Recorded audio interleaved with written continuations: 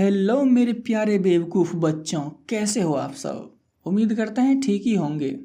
तो बच्चों क्या है कि आज हम chapter 1 Indian civilization and culture paragraph number 9 से पढ़ेंगे।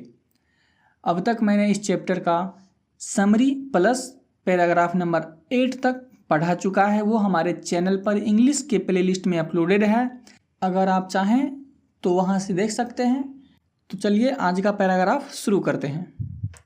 The Indian civilisation as described by me, मतलब भारतीय सभ्यता का जिस प्रकार मेरे द्वारा वर्णन किया गया है, has been so described by its votaries, ठीक वैसा ही वर्णन इसके समर्थकों के द्वारा भी किया गया है।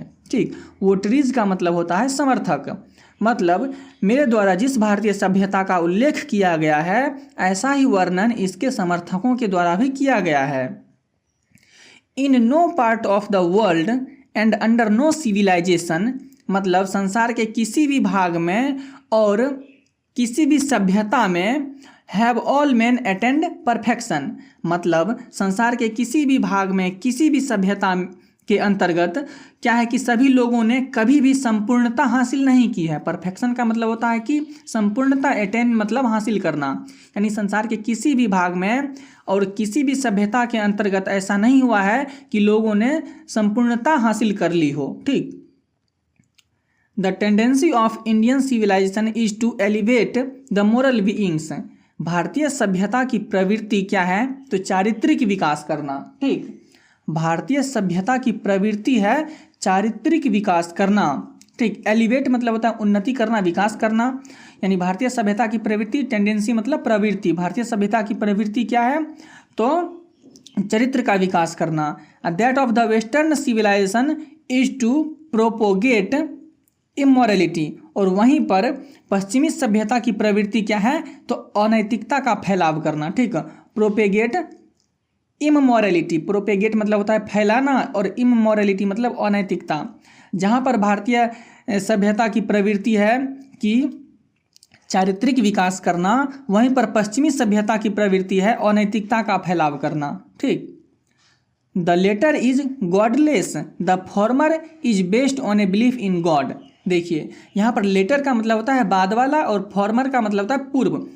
तो यहाँ पर बोल रहे हैं कि जो बाद वाले सभ्यता हैं, ठीक बाद वाले सभ्यता हैं वो गॉडलेस हैं, मतलब कि उन लोगों को ईश्वर में कोई आस्था नहीं है। ठीक, वे लोग ईश्वर में विश्वास नहीं करते हैं। जो पहले की जो सभ्यता थी, ठीक ना, वह ईश्वर में विश्वास करती थी, और बाद वाली जो बाद में लोग अपनाने लगे हैं वो ईश्वर विहीन थी। ठीक, so understanding and so believing it, देखो ऐसा समझ करके तथा ऐसा विश्वास करते हुए, सो अंडरस्टैंडिंग ऐसा समझते हुए तथा ऐसा विश्वास करते हुए, it behoves every lover of India to cling to the old Indian civilisation even as a child clings to the mother's breast. देखिए कह रहे हैं कि ऐसा समझकर तथा ऐसा विश्वास करते हुए भारत के हर प्रेमी के लिए यह उचित होगा। ठीक, बिहोव माने होता है उचित होना, आवश्यक होना, यानी यह मानते हुए, ऐसा समझते हुए भारत के हर प्रेमी के लिए यह उचित होगा to cling the old civilization even as a child cling to mother's breast, मतलब वह भारतीय सभ्यता के साथ ऐसे ही चिपका रहे जैसे कि कोई बच्चा अपनी माँ की छाती से चिपका रहता है। ठीक, क्लिंग मतलब होता है चिपकना। कह रहे हैं कि ऐसा समझते हुए और ऐसा विश्वास करते हुए भारत के हर प्रेमी के लिए यही उचित होगा कि वह भारतीय सभ्यता के साथ ऐसा ही चिपका रहे जैसा कोई बच्चा अपनी माँ की छाती से चिपका रहता है। ठीक, हमारा अगला पैराग्राफ है I am no hater of the west, कह रहे हैं कि मैं पश्चिमी से घृणा करने वाला नहीं हूँ। ठीक, I am thankful to the west for many a thing I have learned from western, यानी पश्चिमी साहित्य से बहुत सी चीज़ें सीखने के लिए मैं पश्चिमी का आभारी हूँ। ठीक, but I am thankful to modern civilization for teaching me that, और कह रहे हैं कि लेकिन मैं आधुनिक सभ्यता का भी आभारी हूँ ये सिखाने के लिए कि if I want India to rise to its fullest height, ये सिखाने के लिए कि अगर भारत पूरी ऊंचाई तक उठना चाहता है तो I must tell my countryman frankly, मुझे अवश्य ही साफ तौर पे अपने देशवासियों को ये कहना होगा कि after years and years of experience of modern civilization, यानी कि बहुत सालों के अपने आधुनिक सभ्यता के अनुभवों के आधार पर मुझे अवश्य ही देशवासियों को यह साफ साफ स्पष्ट बताना होगा।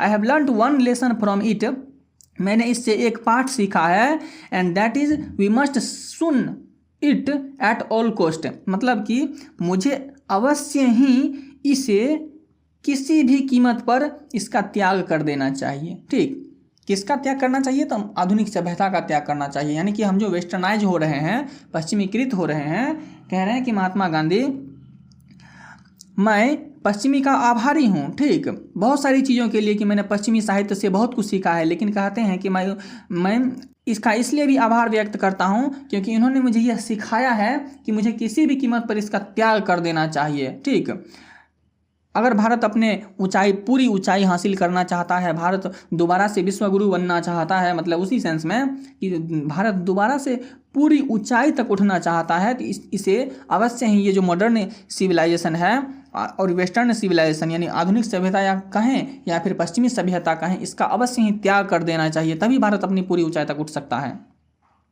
हमारा अगला पैराग्राफ है, what is that modern civilization, आधुनिक सभ्यता क्या है? ठीक, तो it is the worship of material, तो यह क्या है? भौतिक वस्तुओं की आराधना है। ठीक, आधुनिक सभ्यता क्या है? तो it is the worship of material, यह भौतिक वस्तुओं की आराधना है। ठीक, it is the worship of the brute in us, और यह हमारे भीतर के पशु की आराधना है। It is the worship of brute in us, यानी यह हमारे अंदर के पशु की आराधना है। इट इज़ अनएडल्टर्ड मटेरियलिज्म, यह कोरा भौतिकवाद है। ठीक, यह शुद्ध रूप से भौतिकतावादी है। ये जो आधुनिक सभ्यता है यह शुद्ध रूप से भौतिकतावादी का अर्थ होता है कि भोग विलास की वस्तुओं में विश्वास करना। And modern civilization is nothing if it does not think at every step of the trump of material civilization, और आधुनिक सभ्यता पग पग पर भौतिक सभ्यता की विजय के बारे में विचार नहीं करती तो यह कुछ भी नहीं है। ठीक, कह रहे हैं कि भारतीय सभ्यता की यह प्रवृत्ति है, यह पग पग पर भौतिक वस्तुओं के बारे में सोचती है, यानी भोग विलास पूर्ण जिंदगी व्यतीत करने के बारे में सोचती है। ठीक, यह हमारे आधार से जुड़े रहने की बात नहीं करती, बल्कि यह पग पग पर भौतिक वस्तुओं की आराधना से जुड़ा हुआ है, और अगर यह भौतिक चीज़ों की बात नहीं करती तो इसके बिना आधुनिक सभ्यता या पश्चिमी सभ्यता कुछ भी नहीं है। दोस्तों, हमारी अगली पंक्ति है, it is perhaps unnecessary if not useless. Perhaps का मतलब होता है शायद, संभवतः, अननेसेसरी का मतलब अनावश्यक, और यूजलेस का मतलब होता है बेकार, अनुपयोगी। ठीक, तो it is perhaps unnecessary if not useless. ठीक, संभवतः अगर यह अनावश्यक नहीं तो निश्चित तौर पर बेकार ही होगा। क्या? तो to weigh the merit of two civilization, यानी दोनों सभ्यता के गुणों को परखना। ठीक, वे मीन्स होता है जांचना, परखना। ठीक, मेरिट मीन्स गुण ऑफ द टू सिविलाइजेशन, यानी संभवतः दोनों सभ्यताओं के गुणों को परखना अगर बेकार नहीं तो अनावश्यक जरूर है। ठीक, it is likely that the West has evolved a civilization suited to its climate। यह हो सकता है कि पश्चिमी ने अपनी जलवायु व वातावरण के अनुकूल सभ्यता का विकास किया। And similarly we have a civilization suited to our condition. ठीक, तथा इसी प्रकार हमारी सभ्यता हमारी परिस्थितियों के अनुकूल है। ठीक, and both are good in their own respective spheres, और दोनों ही अपने अपने क्षेत्र में अच्छी है। ठीक, both are good in their own respective sphere, और दोनों ही क्या है कि अपने अपने क्षेत्र में अच्छी है। मतलब कह रहे हैं कि देखिए, पश्चिमी लोगों ने अपनी वातावरण व जलवायु के अनुसार अपनी सभ्यता विकसित की है, और हम जो हैं हम लोगों ने अपनी परिस्थिति के अनुसार हम लोगों ने अपनी सभ्यता विकसित की है। दोनों ही अपने अपने क्षेत्र में क्या है, अच्छे हैं। हमारी अगली पंक्ति है, the distinguishing characteristics of modern civilization, यानी आधुनिक सभ्यता का एक विशिष्ट गुण है, is an indefinite multiplicity of human wants. देखिए, आधुनिक सभ्यता का एक विशिष्ट गुण है कि मनुष्य की इच्छाओं का अनंत फैलाव। ठीक, indefinite multiplicity of human wants का मतलब होता है कि मनुष्य की इच्छाओं का अनंत फैलाव, यानी कि आधुनिक सभ्यता का एक विशिष्ट गुण क्या है, तो मनुष्य की इच्छाओं का अनंत फैलाव, यानी कि मनुष्य की जो इच्छा है वह क्या है, अनंत है, अनलिमिटेड है, इंडिफिनिट है। ठीक, यह आधुनिक सभ्यता का एक विशिष्ट गुण है। The characteristics of ancient civilization is an imperative restriction upon and a strict regulating of these wants, और इन इच्छाओं को अनिवार्य रूप से सीमित करना और इन्हें कठोरता से नियंत्रित करना प्राचीन सभ्यता की विशेषता है। ठीक, देखिए आधुनिक सभ्यता की विशेषता है कि मनुष्य की इच्छाओं का अनंत फैलाव, और प्राचीन सभ्यता की विशेषता है कि ये जो इच्छाएं उनको क्या है, अनिवार्य रूप से सीमित करना और उनको कठोरता से नियंत्रित करना। ठीक, ये प्राचीन सभ्यता का विशिष्ट गुण है।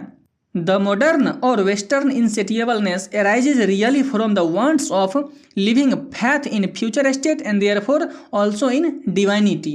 देखिए वास्तव में आधुनिक या पश्चिमी असंतोष की वजह भविष्य में तथा ईश्वर में उनके सच्चे विश्वास की कमी है। ठीक, द रिस्ट्रेंट ऑफ एंशियंट और eastern civilization arises from a belief often in spite of ourselves in a future state and the existence of divine power।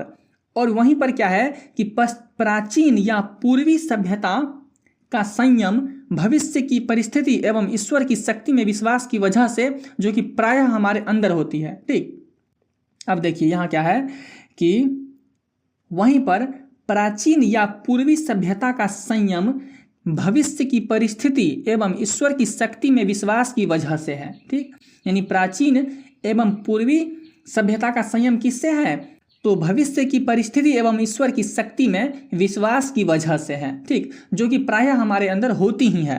हमारी अगली पंक्ति है, some of the immediate and brilliant result of modern invention are too maddening to resist. कह रहे हैं कि आधुनिक आविष्कारों के कुछ ऐसे तत्कालिक एवं चमकदार परिणाम हैं कि उनका विरोध करना पागलपन लगता है। ठीक, यानी कि इमीडिएट मीन्स होता है कि तत्कालिक, ब्रिलियंट रिजल्ट्स ठीक ऑफ मॉडर्न इन्वेंशन मीन्स आविष्कार, are too maddening to resist, यानी कि वही कि आधुनिक आविष्कार के कुछ ऐसे तत्कालिक एवं चमकदार परिणाम हैं कि उनका विरोध करना पागलपन लगता है। But I have no manner of doubt. ठीक, लेकिन मुझे इसमें कोई संदेह नहीं है, the victory of man lies in that resistance. लेकिन कह रहे हैं मुझे इसमें कोई संदेह नहीं है कि उनका विरोध करने में ही मनुष्य की विजय है। ठीक, we are in danger of bartering away the permanent good for a momentary pleasure. कह रहे हैं कि हम क्षणिक आनंद के बदले शाश्वत लाभ गवा देने के खतरे में हैं। ठीक, मतलब हम मोमेंटरी प्लीजर यानी कि क्षणिक लाभ के कारण अपना जो शाश्वत लाभ हमें परमानेंट हैप्पीनेस मिलने वाली है हम उसको गवा देंगे। हमारी अगली पंक्ति है कि just as in the west they have made wonderful discoveries in things material. ठीक, जिस प्रकार से पश्चिम ने भौतिक वस्तुओं के बारे में अद्भुत आविष्कार किए हैं, similarly Hinduism has made still more marvellous discoveries in things of religion of the spirit of the Saul. ठीक उसी प्रकार हिंदू धर्म ने धर्म, आकांक्षा एवं आत्मा के बारे में अद्भुत खोज की है। ठीक, जिस प्रकार पश्चिम के लोगों ने क्या है भौतिक वस्तुओं के बारे में अद्भुत आविष्कार किए हैं, ठीक उसी प्रकार हिंदू धर्म ने हिंदू धर्म, आकांक्षा एवं आत्मा के बारे में अद्भुत खोज की है। ठीक, but we have no eye for this great and fine discoveries. किंतु इन महान व सुंदर खोजों को देखने के लिए हमारे पास आंखें नहीं हैं। ठीक, we are dazzled by the material progress that western science has made. पश्चिमी विज्ञान ने जो भौतिक उन्नति की है हम उससे भ्रमित हो गए हैं। ठीक, डेजल्ड मतलब होता है भ्रमित होना। I am not enamoured of that progress. कहते हैं कि मैं उस उन्नति से संतुष्ट नहीं हूँ। इनेमोर्ड मतलब होता है संतुष्ट होना। I am not enamoured of that progress, मैं उस उन्नति से संतुष्ट नहीं हूँ। इनफैक्ट वस्तुतः it almost seems as the God in his wisdom has prevented India from progressing along those lines. लगभग ऐसा प्रतीत होता है कि मानो ईश्वर ने अपनी बुद्धिमत्ता से भारत को उन तरीकों से उन्नति करने से रोक दिया है। ठीक, ऐसा प्रतीत होता है कि मानो भगवान ने खुद अपनी बुद्धिमत्ता से भारत को उन तरीकों से उन्नति करने से रोक दिया है। ठीक, so that it might fulfil it's special mission of resisting the onerous of materialism, जिससे कि यह भौतिकतावादी की बाढ़ को रोकने में अपने विशेष अभियान को पूर्ण कर सके। ठीक, जिससे कि यह भौतिकवाद की बाढ़ को रोकने में अपने विशेष अभियान को पूर्ण कर सके। हमारी अगली पंक्ति है कि आफ्टर ऑल, अंततः, ठीक, there is something in Hinduism, ठीक, हिंदू धर्म में कोई तो ऐसी बात है that has kept it alive up till now, जिसने अभी तक इसे जीवित रखा है, ठीक। It has witnessed the fall of Babylonian, Syrian, Persian and Egyptian civilization, ठीक। यह बेबीलोन, सीरिया, ईरान व मिस्र की सभ्यताओं के पतन की साक्षी है, ठीक। Cast a look around you, अपने आसपास नजर घुमाओ, ठीक। वेयर इज रोम, रोम कहाँ है, ठीक। वेयर इज ग्रीस, यूनान कहाँ है, ग्रीक, ठीक, ग्रीस नहीं ग्रीक। वेयर इज ग्रीक, यूनान कहाँ है। Can you find today anywhere the Italy of gibbon, क्या आप गिबन का इटली आज कहीं देख सकते हैं। और rather the ancient Rome, for Rome was Italy, ठीक, या प्राचीन रोम, क्योंकि रोम ही इटली था, ठीक। तो दोस्तों यहीं पर हमारा वीडियो खत्म हुआ। अगर आपको यह वीडियो पसंद आया तो कृपया चैनल को लाइक, शेयर एंड सब्सक्राइब करें। बाकी के वीडियो मैं जल्द ही अपलोड करूंगा। तब तक के लिए गुड बाय।